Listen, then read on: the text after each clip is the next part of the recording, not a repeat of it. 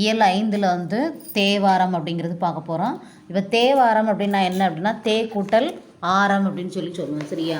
அதில் என்ன அப்படின்னா தே கூட்டல் ஆரம் அப்படின்னா தேவாரம் அப்படிங்கிறது இறைவனுடைய பாடல்களை வந்து என்பது அப்படின்னு தான் பொருள். இறைவனுக்கு பாடலாக பாடப்படுறது தான் தேவாரம் அப்படின்னு சொல்கிறது. சரியா? இதில் என்ன அப்படின்னு சொல்கிறோம் அப்படின்னா தே கூட்டல் வாரம் அப்படின்னா இறைவனிடத்தில் வந்து அன்பை வந்து விளைவிப்பது போன்றது. சரியா? இது வந்து தேவாரம் அப்படிங்கிறது. இந்நூல் வந்து மூவர் தமிழ் அப்படின்னு கூட சொல்லுவாங்க. இந்த நூலை வந்து என்ன சொல்லுவாங்க, உன்னோட புக்கில் இல்லை, ஆனால் இதில் இருக்கிறது வந்து மூவர் தமிழ் அப்படிங்கிறது சரியா? அப்போது தே கூட்டல் ஆரம் அப்படின்னா இறைவனுக்கு போடக்கூடிய ஆரம் அப்படின்னா மாலை, பாமாலை அப்படிங்கிறது பொருள். தே கூட்டல் வாரம் அப்படின்னா இறைவனிடத்தில் வந்து அன்பை விளைவிப்பது தான் இதனுடைய பொருள். வாரம்னா அன்பை விளைவிக்கணும். இது வந்து 12 திருமுறைகளை வந்து கொண்ட நூல்.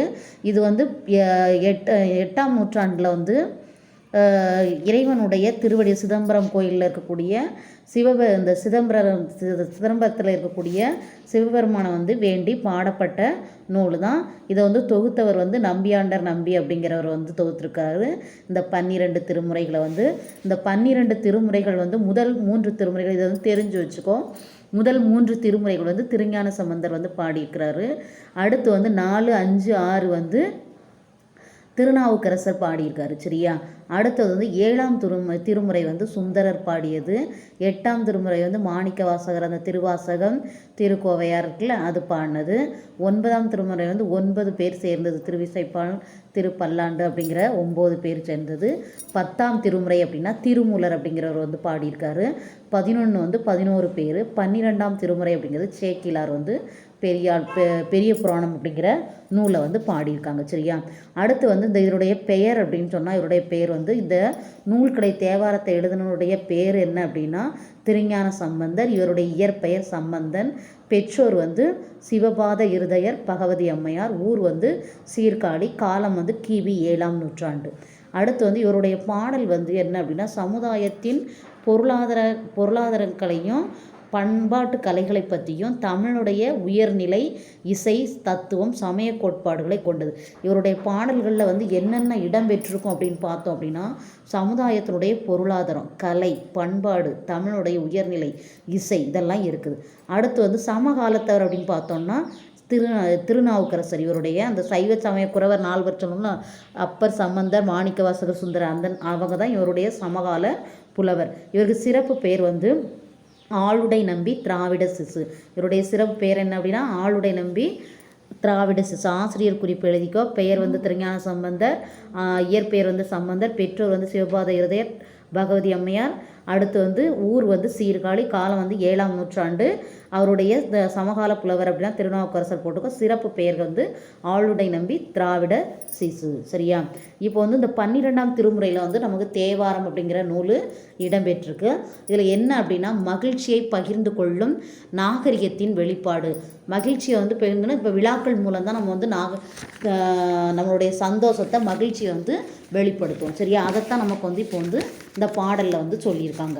அடுத்து என்ன அப்படின்னா கோயில் திருவிழா. கோவில் ஒரு ஊரின் பெருமைக்குரிய அடையாளங்களுள் ஒன்று. இப்போ வந்து நம்மளுடைய நாகரிகத்தினுடைய வெளிப்பாட்டை மகிழ்ச்சியை வந்து எதன் மூலம் தெரியப்படுத்துகிறோம் அப்படின்னா திருவிழாக்கள் மூலமாக. அடுத்து வந்து ஒரு ஊரில் வந்து கோயில் இருந்தால் அது ஒரு அடையாளம் மாதிரி ஒன்று. சரியா? அதன் புகழை பறைசாற்றும் எழுச்சியே திருவிழாக்கள். இப்போ கோவில் இருந்துச்சுன்னா அந்த கோவிலுடைய புகழை வந்து பறைசாற்றக்கூடியது தான் என்னது அந்த புகழ்ச்சி தான் எழுச்சி தான் திருவிழாக்கள். அத்தகைய விழாக்கள் நிறைந்த ஊர் திருமயிலை. விழாக்கள் நிறைந்த ஊர் எது அப்படின்னா திருமயிலை அப்படிங்கிற ஊர். இவ்வூர் சென்னை மாநகரின் ஒரு பகுதி. அங்குள்ள இறைவனுக்கே கொண்டாடப்படும் பங்குனி உத்திர விழா அன்று முதல் இன்றுரை தொடங்குகிறது. இப்போ சென்னையில் இருக்கக்கூடிய திருமயிலை அப்படிங்கிற இடத்துல இருக்கக்கூடிய முருகப்பெருமானை வந்து பங்குனி உத்திர திருவிழாவில் வணங்குறதை பற்றி நம்ம வந்து இப்போ பார்க்க போகிறோம். இப்போ வந்து திருமயிலாப்பூர். இப்போ திருமயிலாப்பூர் அப்படின்னா ஃபஸ்ட்டு என்ன அப்படின்னா மலிவிழா அப்படின்னு சொல்கிறது. மலிவிழா அப்படின்னா விழாக்கள் நிறைந்த விழாக்கள் இடையறாது நிகழ்கின்ற வீதி. விழாக்கள் அப்படின்னா அந்த மலிவிழா அப்படின்னா என்னது கண்டினியூஸாக தொடர்ந்து வந்து நடந்துக்கிட்டு இருக்கக்கூடியதை தான் சொல்கிறது. அடுத்து வந்து மட நல்லார் அப்படின்னா இளம்பெண்கள். சரியா? அடுத்து வந்து மாமயிலை அப்படின்னா பெரிய ஊர் தான், ஊரானது தான். மாமயிலைனா பெரிய ஊர் தான் அந்த திருமயிலை.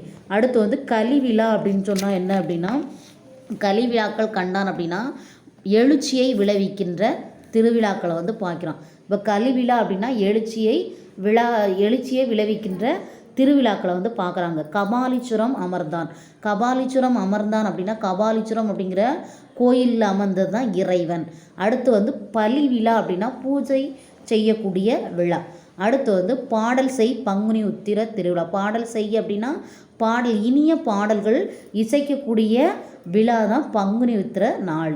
அப்போ வந்து ஒலி விழா அப்படின்னா ஆரவாரமான விழாவை வந்து குறிக்கிறது. அடுத்து வந்து காணாத பங்குனி உத்திர திருநாள் ஒலி விழா. காணாத போதியோ அப்படின்னா என்னது, இப்படி நடக்கக்கூடிய பங்குனி உத்திர திருவிழா வந்து காணாமல் செல்வது முறையாகுமா அப்படின்னு சொல்கிறாங்க. போதியோ பூம்பாவாய் அப்படின்னா என்ன அப்படின்னா பூவை போன்ற அழகான பெண்கள்.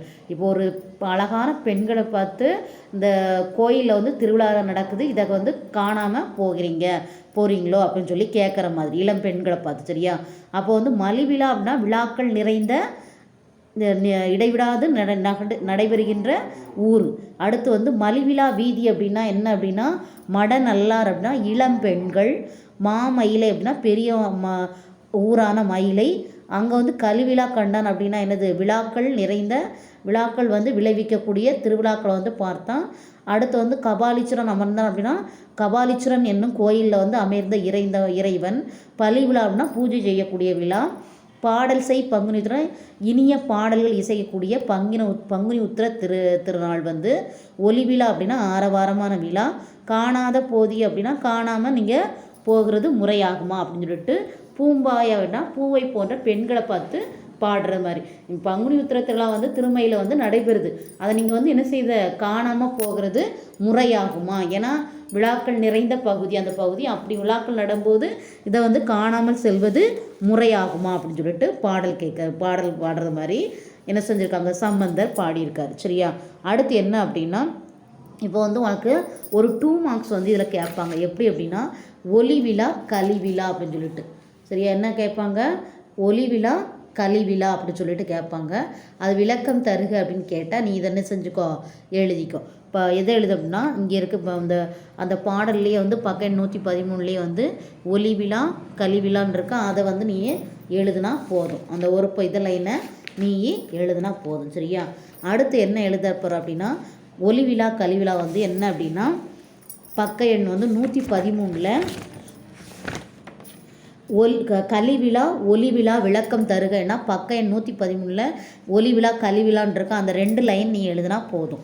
சரியா? அடுத்து இன்னொரு கொஸ்டின் என்ன அப்படின்னா இது வந்து குருவினா. சிறுவினா வந்து பங்குனி உத்திர திருவிழா நடைபெற்ற முறையை திருஞான சம்பந்தர் எவ்வாறு பதிவு செய்கிறார்?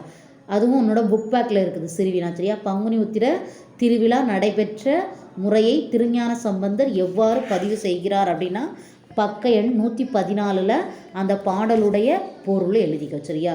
மொத்தம் நீ வந்து 2 கொஸ்டின், ஒரு குருவினா ஒரு சிறுவினா எழுதிக்கோ. அடுத்த பேஜில் இருக்கக்கூடிய இலக்கண குறிப்பு வந்து பார்க்கலாம். சரியா? மாமயிலை அப்படின்னா உரிச்சொல் தொடர். மா அப்படின்னா பெரிய அப்படின்னு சொல்லுவாங்க. அப்போ சால உருதவன் அணிக்கூறுகள் மிகுதியை குறிப்பதற்கு வருவதெல்லாம் உரிச்சொல் தொடர்ன்னு சொல்கிறது. அடுத்து வந்து புணர்ச்செய்தி. பூம்பாவாய் அப்படின்னா பூ கூட்டல் பாவாய். இது மிக மிக முக்கியமான கொஸ்டின். இந்த பூம்பாவாய் வந்து அடிக்கடி கேட்பாங்க. பூ கூட்டல் பாவாய் அப்படின்னா பூப்பெயர் முன் இன மென்மையும் தோன்றும். அந்த பூப்பெயருக்கு முன்னாலும் இனம் அப்படின்னா இனமாகிய மெல்லின் எழுத்து பகரத்திற்கு இனமான மகரம் அப்படிங்கிற மெல்லின் எழுத்து தோன்றும். சரியா?